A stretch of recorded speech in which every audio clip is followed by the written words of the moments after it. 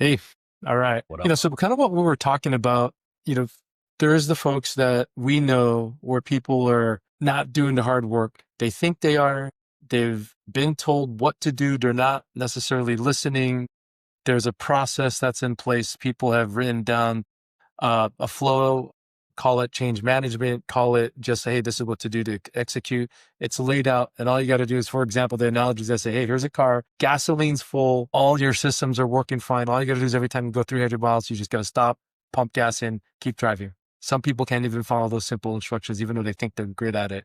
So what bugs me, and really what I've observed when I talk to people and whether it's life, business, what that is, people ride people's coattails. They think they're good. And it really, really bugs me. It's like, man, you're really not doing the things you think you're doing.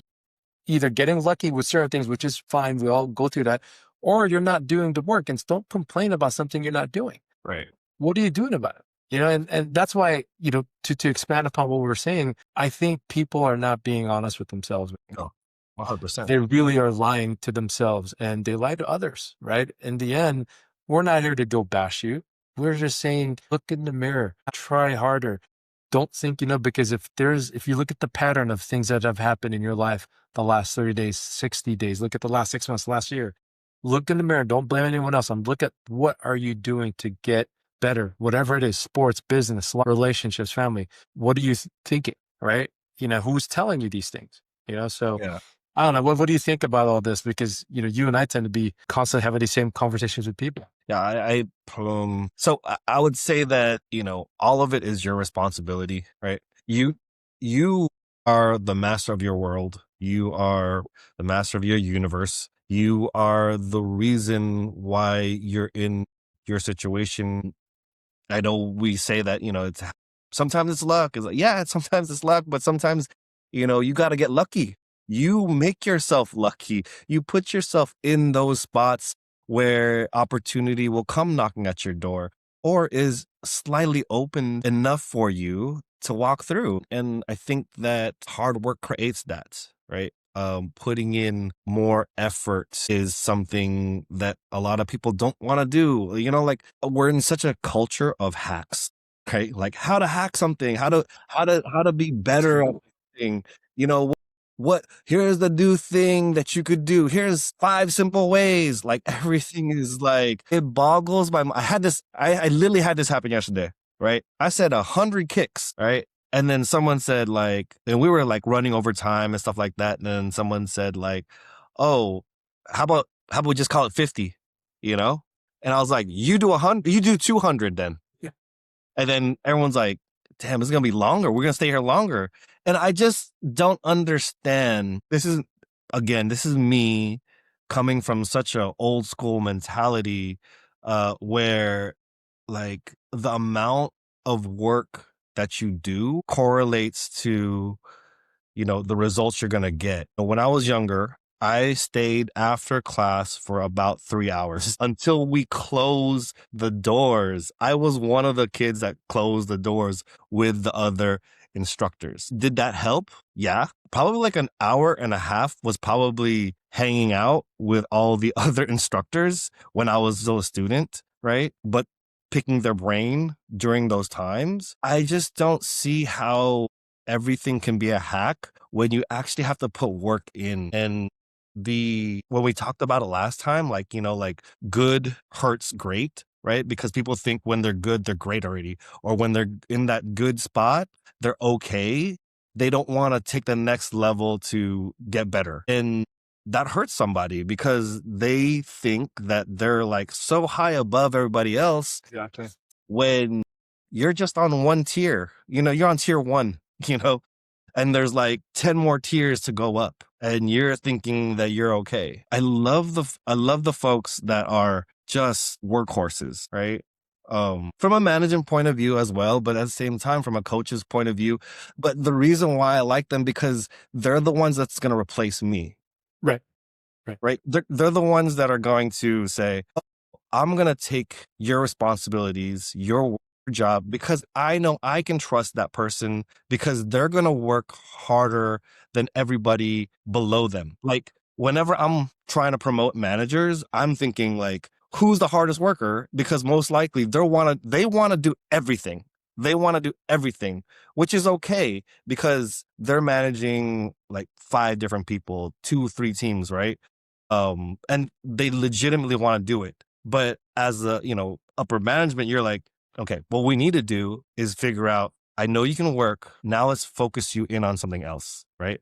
Let's use that efforts and then focus you in on this, this, and this. You need to be looking out for this, this, and this. And they'll work just as hard as you. So you're like, okay, I don't have to do that anymore. And then I can focus on more um, quality problems, right?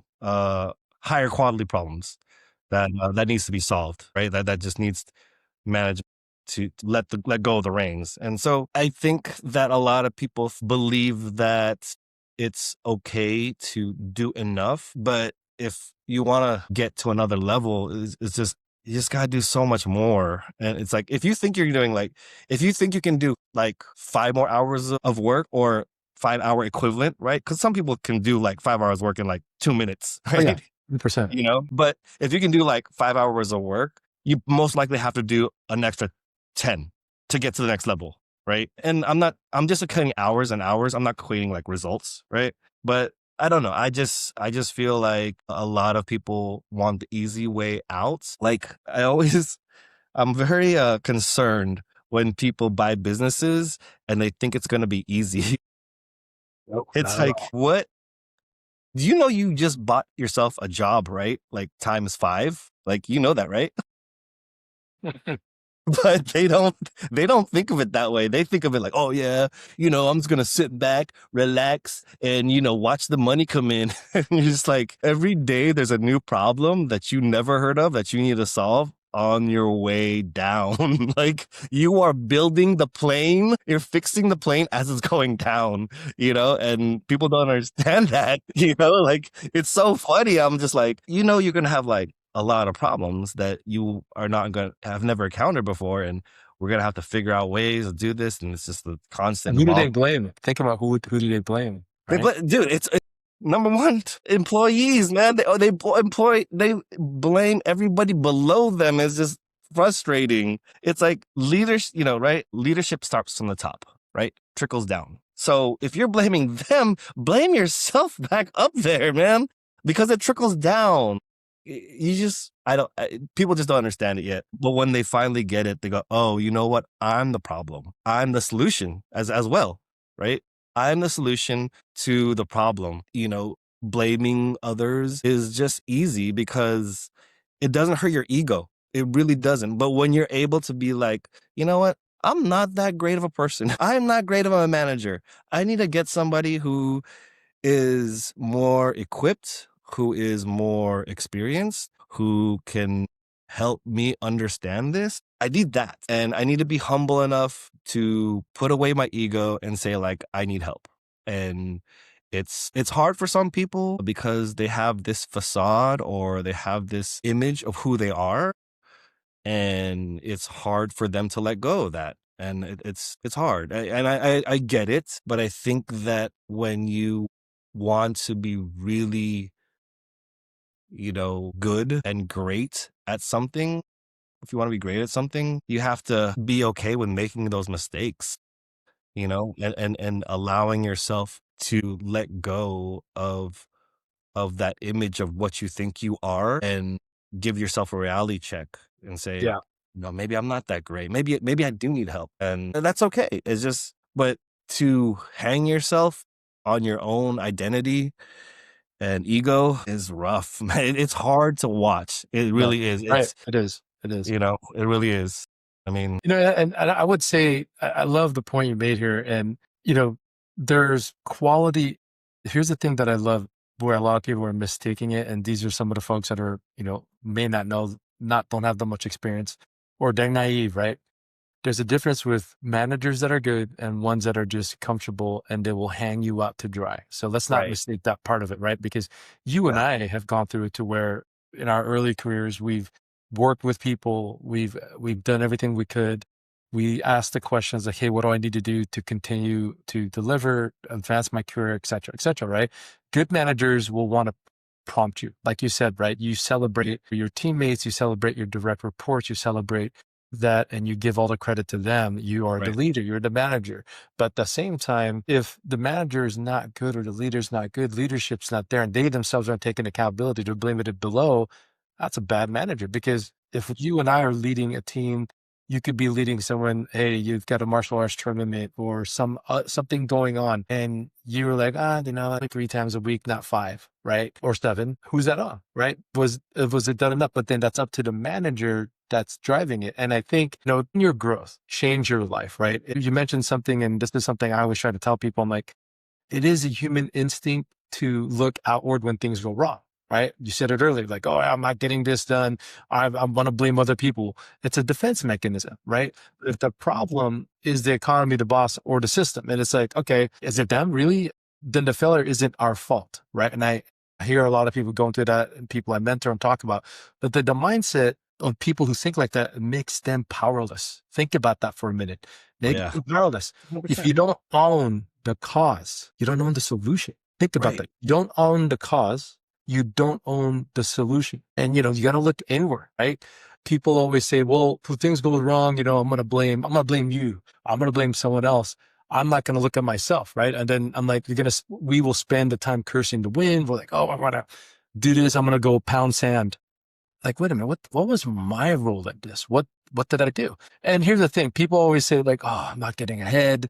I'm doing exactly what is required, nothing more, blah, blah, blah, right? But here's the reality. The world doesn't reward you for your potential, right? Think about that. I always say, caring about your potential, what it rewards you for is the value you provide and create. Listen to that, right? And the question that we all need to ask and people need to ask is like, are you becoming the person worth more than your current position? That's how you advance, right? Right. Right. Right. You know what I mean? Responsibility is power. Well, it's not my fault. It is the most expensive sentence that anyone could say in a situation. It's not my fault. No, absolutely own it. Own it, right? Can't blame lack of progress on external factors. I mean, you're saying if you say that, oh, it's not my fault, then that means I have no control of my life. Right. You know, Right. and I then you mean, don't commit. So there's legitimate times where it's like, yeah, I wasn't even involved in this. I feel like, yeah, that we get that part, right? But if you are directly related to this situation, yes, take ownership of it. It's not that big of a deal. I mean, it is a big deal. Obviously, things went foobar, but you have to be able to say, that's on me. yeah, My bad. Like part of it was me. I should have done this. I should have done that.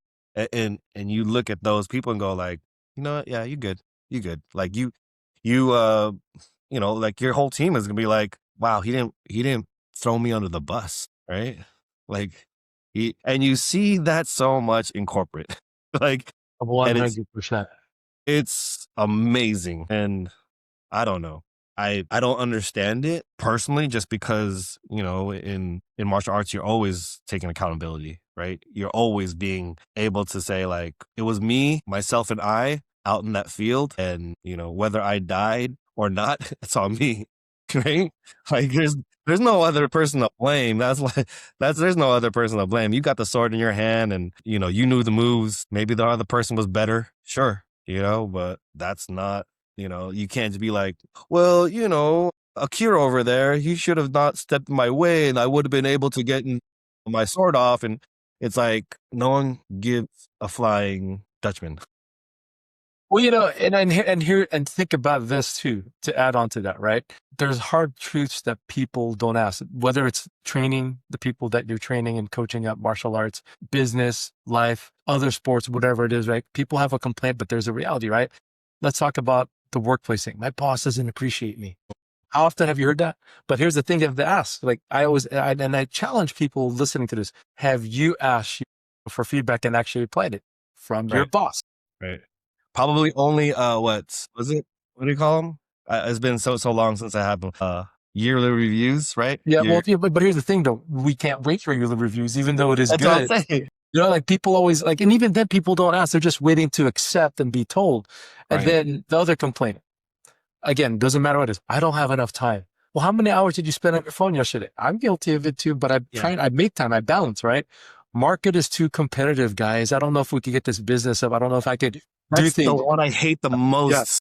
But then That's it's like this, what rare skills or what the effort have you made, spend 100 hours mastering to get it out there if it's so competitive? It's like, really? What are you guys doing? And the last one, I hear this a lot. Man, I'm just so unlucky. And I'm like, guys, luck is often where preparation is meets opportunity. So don't say you're not lucky. I'm like, you got to prepare. Right. And that to me is where people get uncomfortable because they don't like what I'm saying sometimes, but I try to logically get them to understand. I'm like, the most uncomfortable truth is like, look, like the life you're currently living is a result of the choices you've made, right? Yes, there's other external factors, but most of the time you choose to like, okay, you get knocked down, martial arts, what do?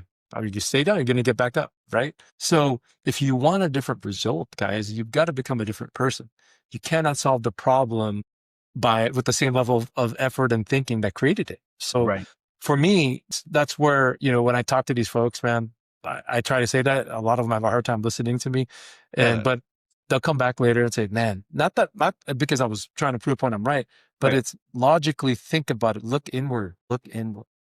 That's like the key point. I love what you just said about how like the problem cannot be solved with the same thinking in the past or the same actions of the past. You need to switch things up. There's no way. Like insanity is doing the same thing multiple times over and over again, expecting the same results. Yeah, And that's we crazy. keep on like, like, oh, I need to just keep on hitting this wall in my head. And, soon enough, the fucking wall will open up. It's like, no, no, that's not what we're doing. That's not what we're doing. Can we stop doing the same thing over and over again, expecting different results? Like, it's obviously insanity, but I think that what you said is exactly. We have to evolve into something different. We have to change the way that we think in order to get the new result that we probably want, or a better result than what we already have. And that's all it is. And again, for the listeners here and for our audience, take this with a grain of salt, guys. A lot of people have asked us, hey, what's your qualifiers? We've got, you know, many years of experience with our group. We're investors, we're advisors, we're business consultants, we're coaches of martial arts, we're coaches of fitness. We know what it takes. We've done it. We've, built companies from the ground up. We went through and decided to go through acquisitions and mergers. And I always say is like, we don't want to keep throwing our qualifiers out there, but when we say this, guys, apply it. It doesn't mean there's a lot of different opinions out there, but take your own journey, look inward, and just really self-reflection, guys. That's our we want to give it back to you guys. We want to give you guys again the wisdom, right? To overcome. And we want to give you the wealth of knowledge, friendship, we're here for you. And then winning the battles inside, right? The ones that you guys don't talk about. But understand too, don't just sulk in misery and think, oh, I can't do anything. What are you doing about it to change it today? So yeah, that's it. Thank you guys. And thank you for joining. And hey, have a good one. Deuces.